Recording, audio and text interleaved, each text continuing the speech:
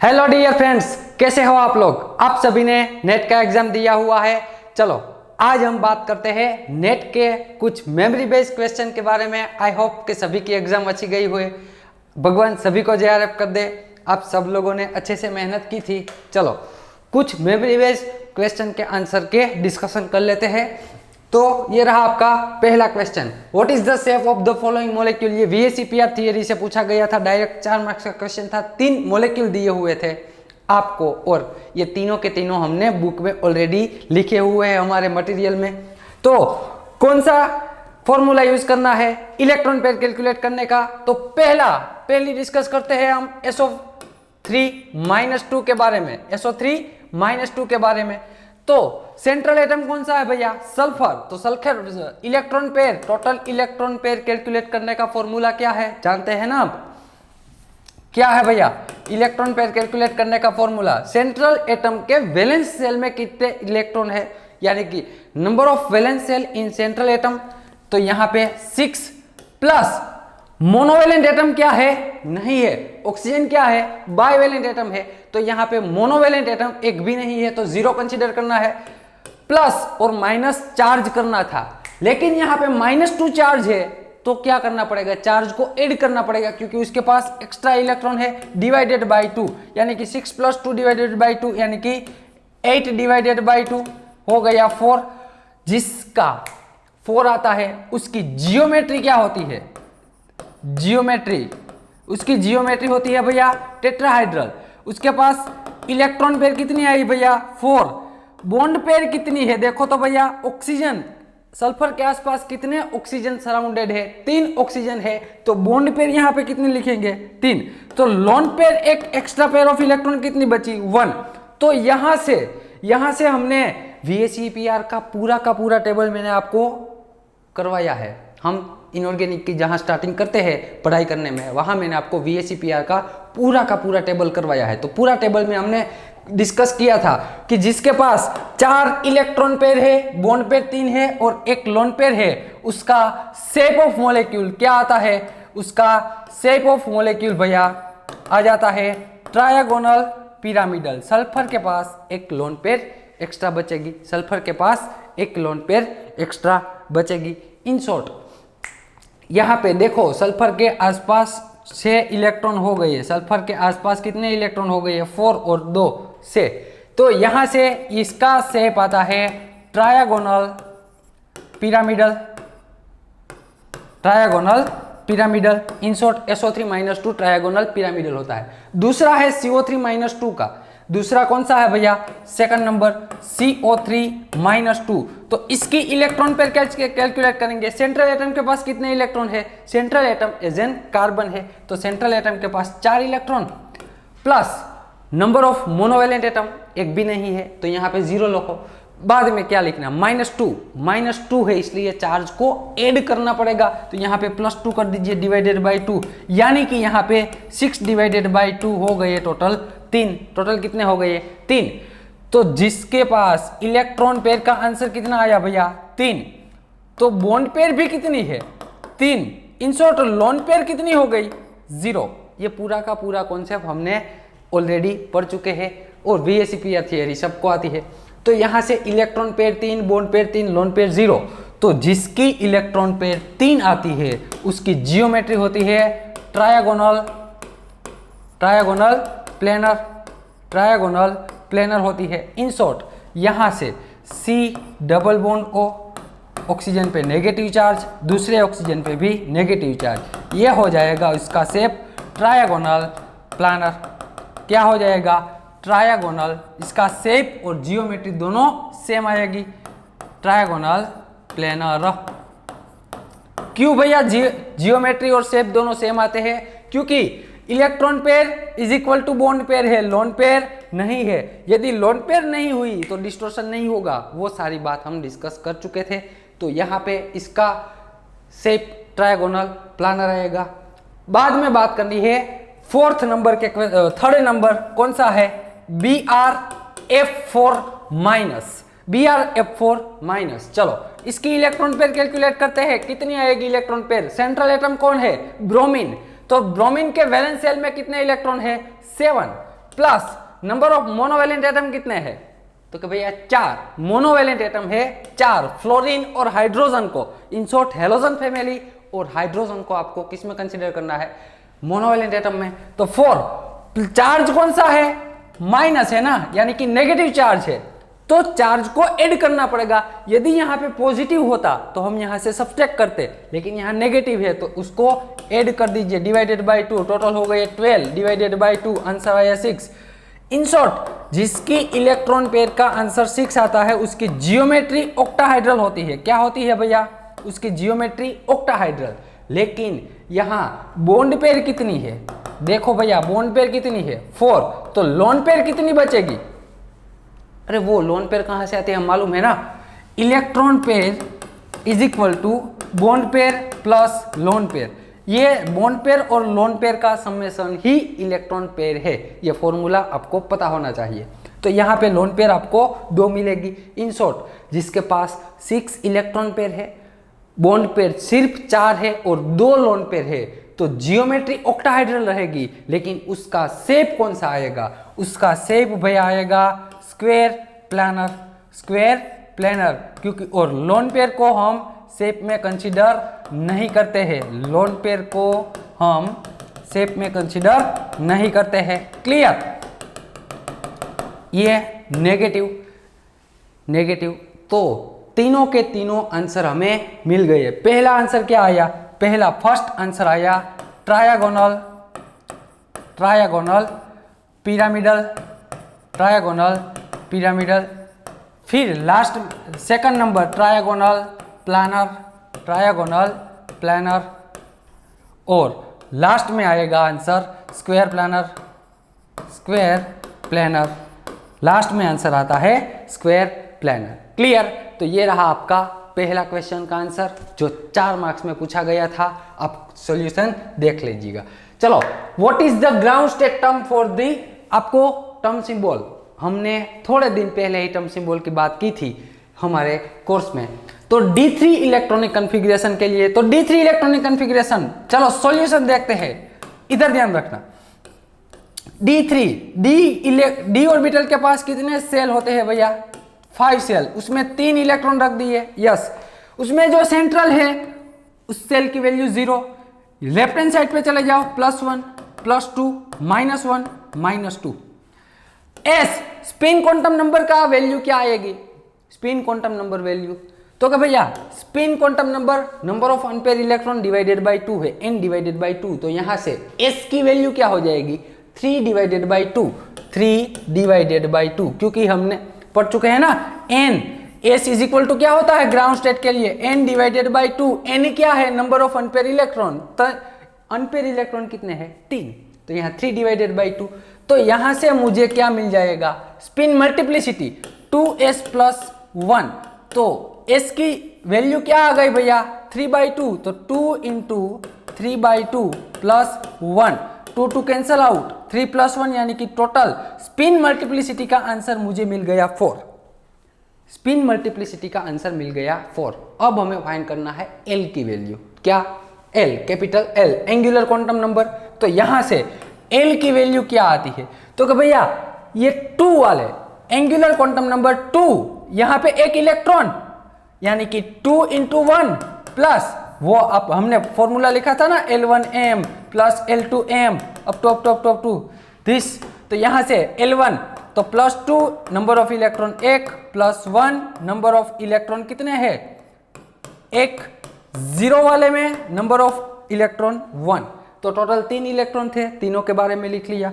तो यहां से L की वैल्यू क्या हो जाएगी 2 + 1 यानी कि हो गई 3, और आप अच्छे से जानते हैं जिसकी L की वैल्यू 0, 1, 2, 3, 4 कोई भी हो सकती है, S जिसकी L की वैल्यू 0 है उसके लिए टर्म कौन सा आएगा, उसके लिए टर्म आता है S, 1 के लिए P, 2 के लिए D, 3 के लिए F टर्म आता है, कौन सा टर्म आता है F। चलो, तो मुझे यहां से हाफ टर्म तो मिल गई, लेकिन मुझे पूरा का पूरा टर्म सिंबल फाइंड करना है, तो कैसे फाइंड करेंगे, तो भैया मैंने आपको कहा था कि जब इलेक्ट्रॉनिक कॉन्फ़िगरेशन में, यानी कि electronic configuration less than half filled हो, यहाँ D3 इलेक्ट्रॉनिक कॉन्फ़िगरेशन की बात कर रहे हैं, यानी कि वो D हाफ फिल्ड कब होगी है, जब उसमें 5 इलेक्ट्रॉन आते हैं। तो यहाँ से लेस देन हाफ फिल्ड है, तब हमारा J फाइंड करने का formula, spin angular quantum number J find करने का फॉर्मूला रहेगा L minus S, mode of L minus S. यदि मोर देन हाफ फील्ड या तो हाफ फील्ड है आपकी इलेक्ट्रॉनिक कॉन्फ़िगरेशन, तब आपका L प्लस एस आता है। ये सारी बातें हमने डिस्कस की हुई है हमारे सिलेबस में। तो यहां से L माइनस एस, L की वैल्यू कितनी आ गई भैया 3, S की वैल्यू कितनी है 3/2। तो यहां से यदि हम इसका सॉल्यूशन करें तो 3 × 2 यानी कि 6 माइनस 3/2, तो इसका जनरल डिनोमिनेटर हो जाएगा ना, क्योंकि एलसीएम ले लिया 6 माइनस 3/2, तो यहां से मुझे 3/2 आंसर मिल गया। किसका आंसर मिल गया भैया, J का। तो आप जानते हैं टर्म सिंबल का रिप्रेजेंटेशन ऐसे होता है। स्पिन मल्टीप्लिसिटी की वैल्यू कितनी आई थी 4, L की वैल्यू कितनी है F, J की वैल्यू कितनी है 3/2। तो ये रहा आपका ग्राउंड स्टेट इलेक्ट्रॉनिक कॉन्फ़िगरेशन का term. Ground state electronic configuration का टर्म आप आसानी से फाइंड कर सकते हैं, और यहाँ से क्वेश्चन इजीली पूछा गया था। चलो नेक्स्ट क्वेश्चन की तरफ बढ़ते हैं। ये रहा, what is the molecular term symbol for the N2+। ये जो हमने अगले डिस्कस की थी वो एटॉमिक टर्म सिंबल था। N2+ का 4 मार्क्स में मोलिकुलर टर्म सिंबल पूछ लिया था, बहुत आसान था। सिर्फ आपको उसका एमओ डायग्राम आना चाहिए। यदि आपको एमओ डायग्राम पता है तब, और ये सारा का सारा कॉन्सेप्ट हमने ऑलरेडी डिस्कस किया हुआ है, इसीलिए मैं डायरेक्ट यहाँ आपको सॉल्यूशन लिखवाता हूँ कैसे सॉल्व करना है।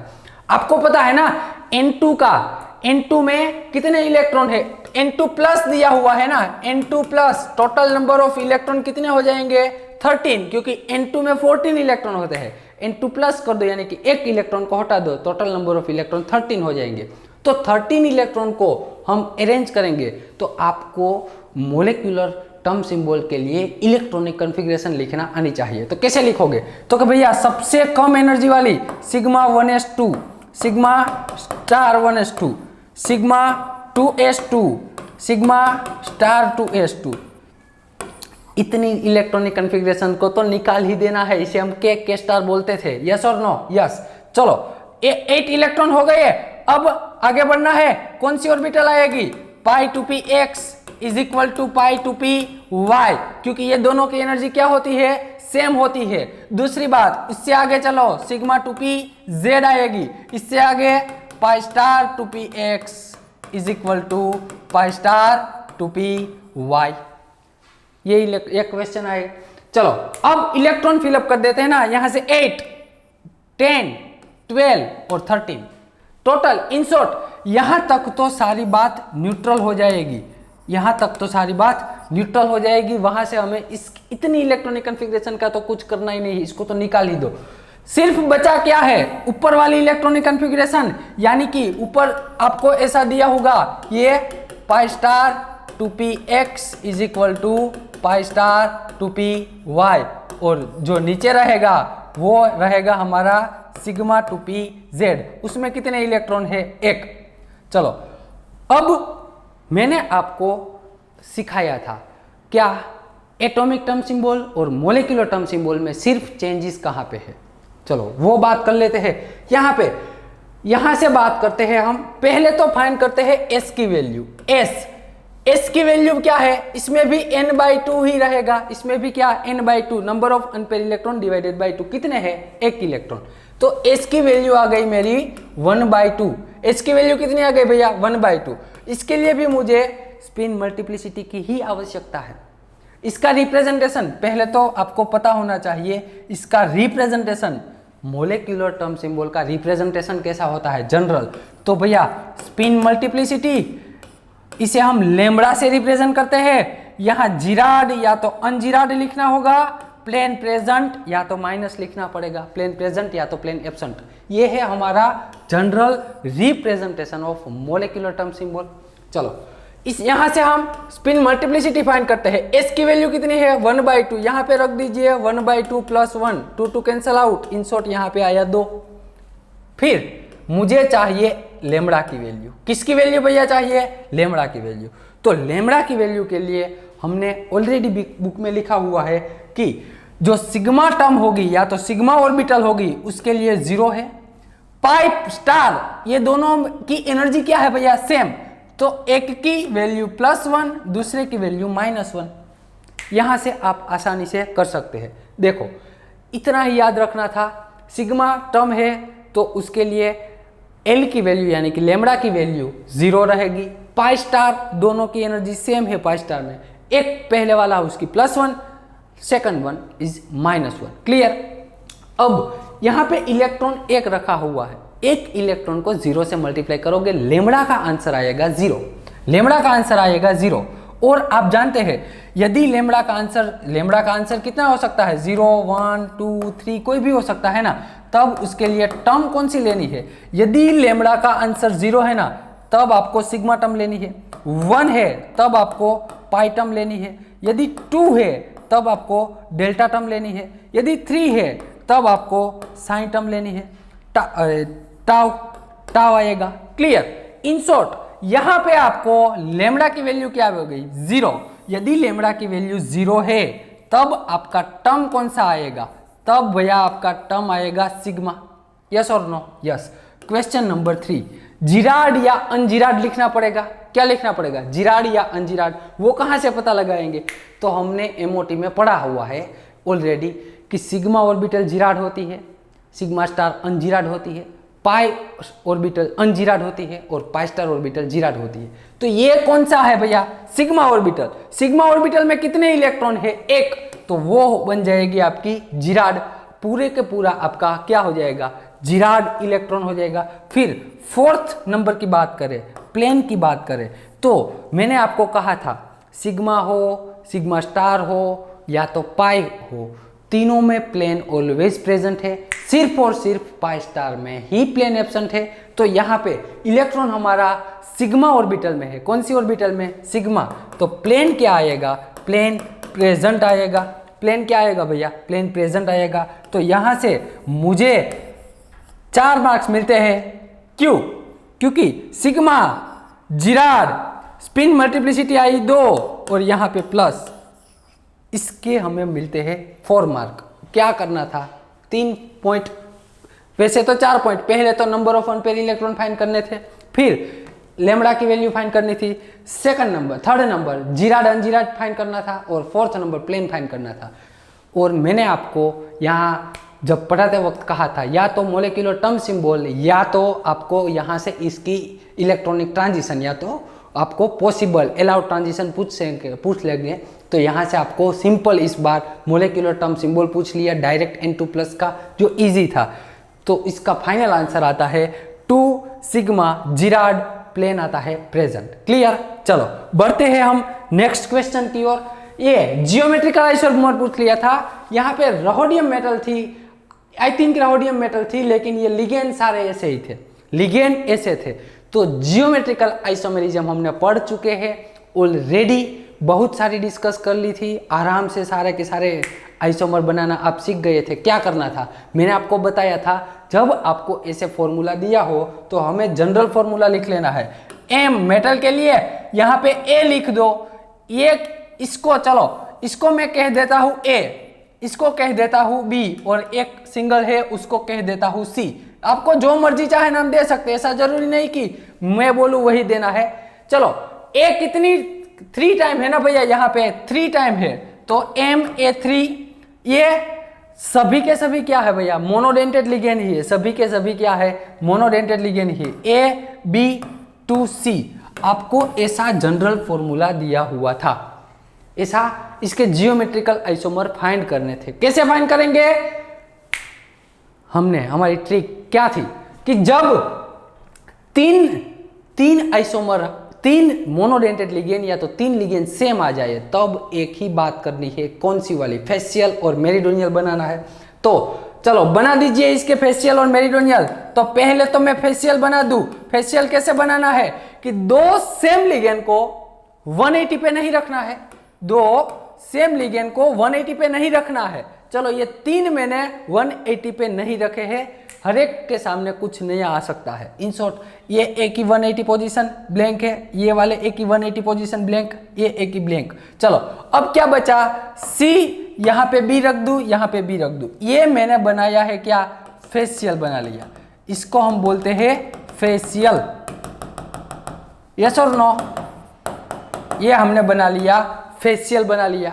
और मैंने आपको वहां ट्रिक लिखवाई थी, फेशियल जिंदगी में एक ही बनेगा, दूसरा फेशियल आप नहीं बना सकते, तो ये फेशियल बन गया। चलो दूसरा फेशियल एक बन गया, तो दूसरा क्या बना सकते हैं हम, मेरिडोनियल बना सकते हैं। आओ बनाते हैं मेरिडोनियल। कैसे बनाना है, दो सेम लिगेंड को 180 पे रख दीजिए, दो सेम लिगेंड को 180 पे रख देना है, बाकी जो बचा उसको जहां मर्जी चाहे रख दीजिए। चलो ये दोनों ए को तो रख दिया, अब यहाँ पे एक ए रखा, अब यहाँ पे बी और यहाँ पे सी, ऐसा रख के मैंने देखा दो आइसोमर तो मेरे बन गए, एक फेशियल और दूसरा मेरिडोनियल। लेकिन मैंने आपको बताया था क्या, फेशियल जिंदगी में एक ही बनेगा, मेरिडोनियल मोर देन वन बन सकते हैं। तो क्या यहाँ पे मेरिडोनियल कुछ नया बन सकता है, दूसरा मेरिडोनियल बन सकता है?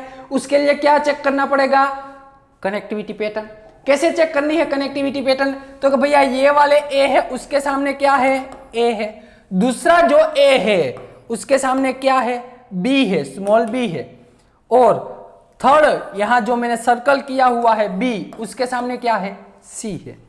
क्या मैं कुछ नया चेंज करके नया मॉलिक्यूल बना सकता हूं, यस और नो? यस। कैसे, तो कि भैया ध्यान रखना, इधर मैं ये दोनों की पोजीशन चेंज कर देता हूं, बी और सी की, ये दोनों को चेंज कर दो, बाकी चारों के चारों लिगेंड एज इट इज, सिर्फ ये दोनों की पोजीशन को चेंज कर देना है। कर दीजिए तो चेंज, चलो तो ये दोनों की पोजीशन को चेंज कर दीजिए।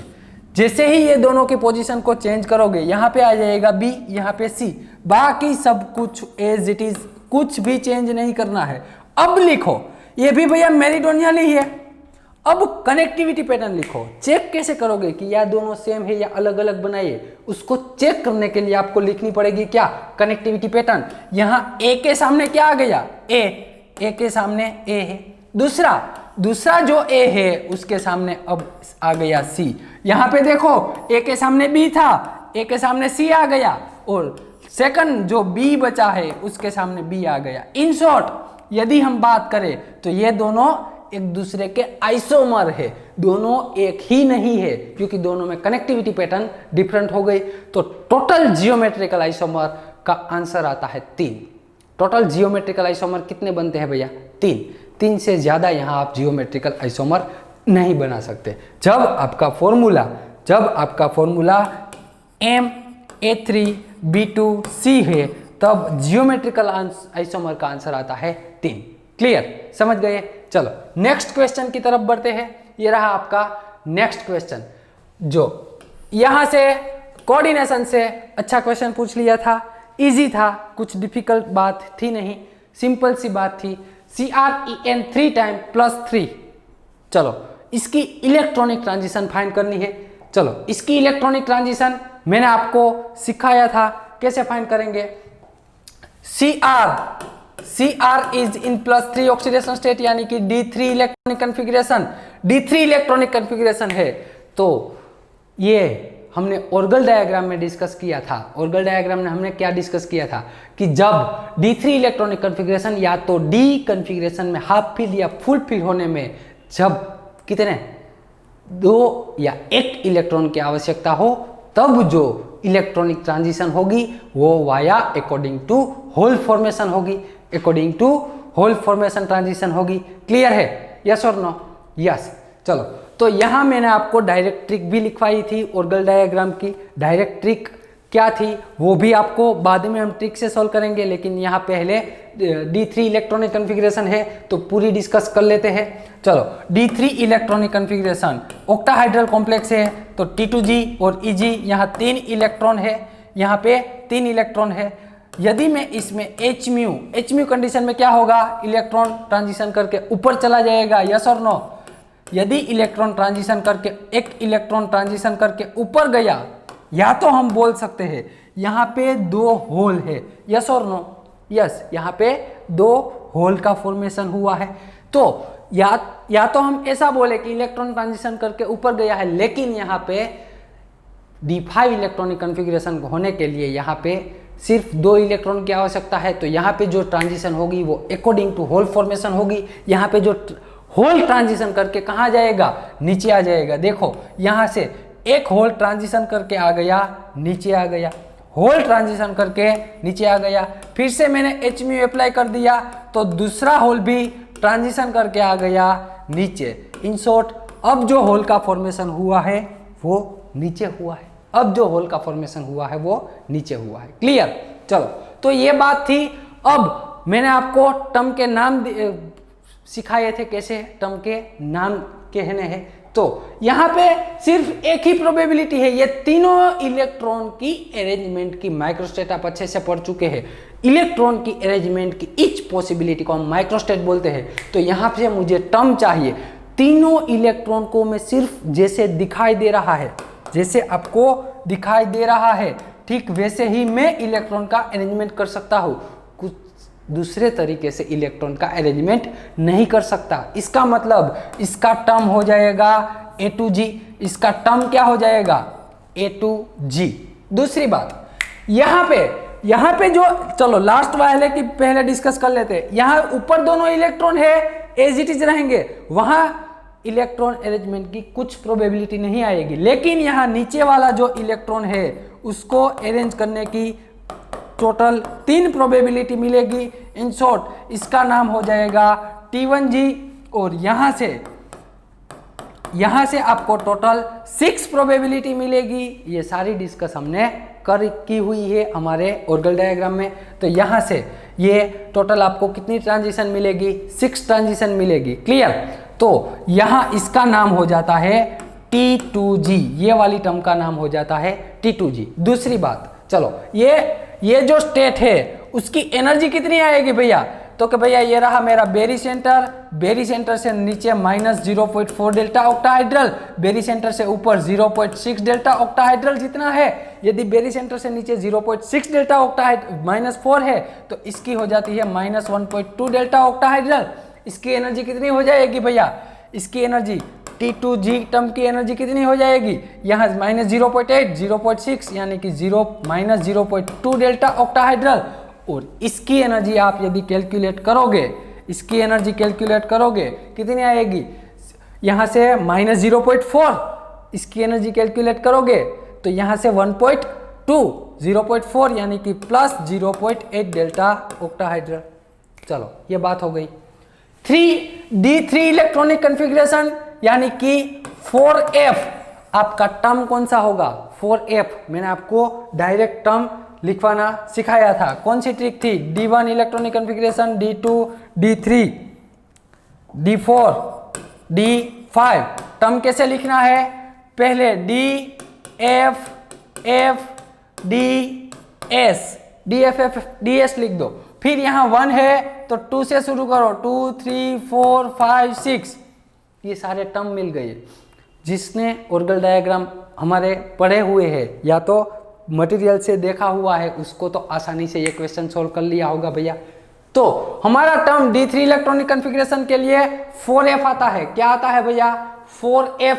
चलो तो 4F, अब 4F, और मैंने आपको वो भी सिखाया है क्या कि जब 4F टर्म आ जाए तो उसके साथ 4P टर्म भी क्या होता है, फ्री होता है। 4P टर्म, ये 4F की एनर्जी बैरियर, 4P उसका एनर्जी बैरियर। चलो 4F और 4P एनर्जी बैरियर आ गए। अब 2 ऐसी स्टेट है जिसकी एनर्जी नेगेटिव है, उसमें सबसे ज्यादा एनर्जी 4A2G की है। किसकी है भैया, 4A2G की। फिर उससे थोड़ी कम एनर्जी है 4T2G की। उससे ऊपर चले जाओ आप तो 4T1G आएगी, और यहाँ से आपको पता चल जाएगा 4T1GP। ऐसा मैंने क्यों किया, इसको थोड़ा नीचे की ओर क्यों लिया और उसको थोड़ा ऊपर की ओर, क्योंकि दोनों की सिमेट्री क्या है, सेम है। देखो ये भी T1G ट्रिपली डिजेनरेट, वो भी T1G, यानी कि दोनों के दोनों टर्म क्या है, सेम है। सिर्फ किसका चेंज है, टर्म का। यहाँ ये एफ टर्म की है और वो पी टर्म की। इन शॉर्ट 4f 4t1g और 4t1gp दोनों की सिमेट्री सेम है और जिसकी भी सिमेट्री सेम होती है वो एक दूसरे को क्रॉस नहीं करते। ये नॉन क्रॉसिंग रूल था, हम पढ़ चुके थे। आपको यहाँ पूछा है टोटल इलेक्ट्रॉनिक ट्रांजिशन, तो टोटल इलेक्ट्रॉनिक ट्रांजिशन कितनी आएगी? 3। ग्राउंड स्टेट टू पहली excited state, ground state to second excited state, ground state to third excited state. Total electronic transition आती थी 3। टोटल इलेक्ट्रॉनिक ट्रांजिशन कितनी आती थी? 3। तो वही बात है। चलो इसको डायरेक्ट मैंने आपको, ये हमारा पूरा कॉन्सेप्ट था, लेकिन डायरेक्ट मैंने आपको सिखवाया था क्या? 20 D7 D2 and D7 tetrahedral, and यदि D2 D7 ऑक्टाहाइड्रल है तो यहाँ से D3 and D8 octahedral and D3 D8 tetrahedral. ये सारे के सारे डायग्राम सेम आते थे। तो वही बात है। तो यहाँ पे आपको आंसर कितना मिल गया भैया? 3। दूसरा क्या है? दूसरा कॉम्प्लेक्स क्या दिया हुआ है? CrF2En 2 टाइम प्लस, ऐसा कॉम्प्लेक्स आपको दिया हुआ है। तो यहां पे ध्यान रखना, ट्रांस, यहां पे ऐसा बोल दिया था ट्रांस। अब मैं क्या करता हूं? मेटल की ऑक्सीडेशन स्टेट फाइंड करता हूं। यदि आप मेटल की ऑक्सीडेशन स्टेट फाइंड करोगे तो Cr+3 ही आएगी, क्योंकि F2 है, -2 लेफ्ट हैंड साइड पे ले आओगे is equal to right hand side पे ले आओगे तो यहाँ पे Cr+3 हो जाएगा, यानी कि ये भी D3 इलेक्ट्रॉनिक कन्फिग्रेशन हो गई। D3 ऑक्टाहाइड्रल कॉम्प्लेक्स है, D3 octahedral complex, electronic transition same to same इसके जैसे ही आएगी। इन शॉर्ट दोनों में इलेक्ट्रॉनिक ट्रांजिशन कितनी आएगी? 3 × 3। आपका आंसर आएगा 3 and 3। दोनों कॉम्प्लेक्स में इलेक्ट्रॉनिक ट्रांजिशन आती है 3 और 3। चलो इतना देख लेना, मिलते हैं अगले लेक्चर में। दूसरा लेक्चर आएगा, वॉच कर लेना, उसमें भी सारे मेमोरी बेस्ड क्वेश्चन की हम डिस्कस करेंगे। Thank you very much.